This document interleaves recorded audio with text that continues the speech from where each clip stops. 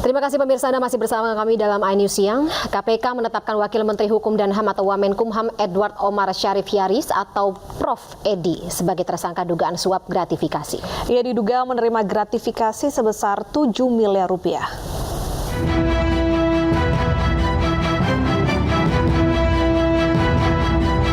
Surat penetapan tersangka dugaan gratifikasi Wamenkumham Edward Omar Syarif sudah ditandatangani KPK sekitar 2 pekan lalu. Selain Edi, ada 3 orang tersangka lainnya, namun pihak KPK belum bersedia merinci nama-nama tersangka lain. Sebelumnya Edi dilaporkan Ketua Indonesia Police Watch, Sugeng Teguh Santoso pada pertengahan Maret lalu. Edi dilaporkan ke KPK atas dugaan penerimaan gratifikasi sebesar 7 miliar rupiah. Kemudian pada penetapan tersangka Wamenkumham, benar itu sudah kami tanda tangan sekitar 2 minggu yang lalu Pak Sir, ya sekitar 2 minggu yang lalu dengan 4 orang tersangka ya, dari pihak penerima 3, pemberi 1, itu clear ya. 4 tersangka yang sudah ditetapkan pihak KPK antara lain 3 orang penerima dan 1 pemberi gratifikasi. Tim Liputan iNews melaporkan.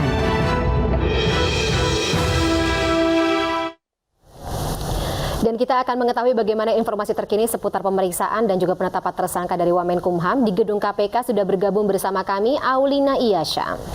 Selamat siang Aulina, apakah sudah ada kabar terbaru terkait siapakah 3 tersangka lainnya yang juga terjerat gratifikasi Wamenkumham?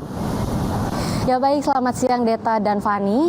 Bahwasanya betul sekali saat ini saya sedang berada di KPK untuk mengetahui lagi info lebih lanjut update kasus terkait tersangka Wakil Menteri Hukum dan HAM tersangka gratifikasi dan juga suap, yaitu adalah Prof. Edi, di mana memang pada Kamis malam tadi malam lebih tepatnya diadakan konferensi pers di KPK yang memberikan informasi bahwa Prof. Edi selaku Wakil Hukum Menteri dan HAM telah melakukan suap dan gratifikasi bersama 3 tersangka lainnya, dan memang total menjadi 4 tersangka pemirsa. Dan untuk sampai saat ini siapa saja tersangka tersebut nama-namanya memang belum bisa KPK infokan kepada kami awak media.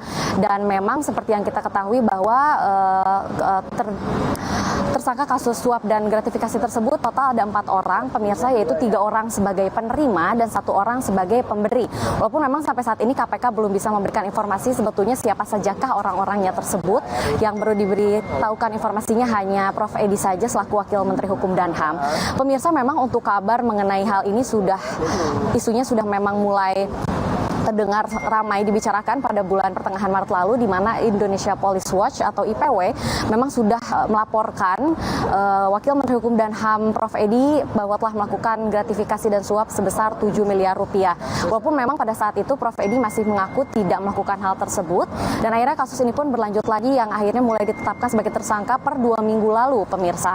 Dan memang sebetulnya hal apa yang menyebabkan Prof. Edi dituduh melakukan dugaan gratifikasi dan juga suap, yaitu dikarenakan diduga Prof. Edi menerima dana penerimaan untuk pembangunan badan hukum, di mana memang pada saat itu nama dari PT-nya sendiri itu adalah PT CLM, di mana Prof. Edi membantu dalam pengesahan dari PT tersebut. Dan juga pemirsa, memang kasus ini memang sudah sampai ke tahap penyidikan per 6 November lalu, Fani dan Deta. Dan pemirsa, saya juga ingin sedikit memberikan informasi sedikit mengenai profil dari Edward Omar Syarif Yaris yang merupakan Wamenkumham yang memang sudah dilantik oleh Presiden Joko Widodo saat reshuffle menteri pada 23 Desember 2020 lalu, bergabung sebagai Kabinet Indonesia Maju per 2020 hingga 2024. Ya, baik, kembali ke Deta dan Fani.